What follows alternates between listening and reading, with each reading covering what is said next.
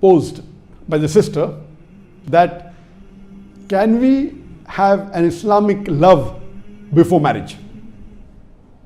Regarding the love before marriage that we have nowadays in the modern society, in the Western society, but natural, it is haram. There is no LBW. LBW in the cricket you have leg before wicket. LBW is love before wedding.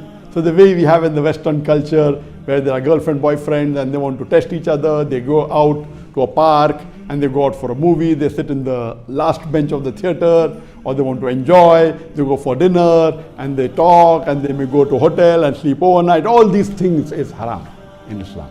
Yes, you can, while selecting a life partner, have interview along with the mahram.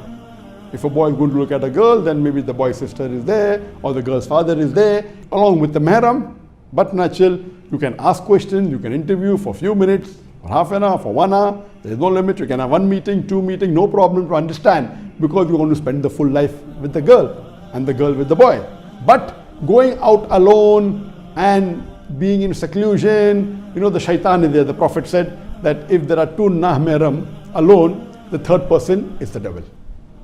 So in the Islamic way, yes, you can interview, but the love before marriage, what we have in the normal sense in the Western world, it is prohibited.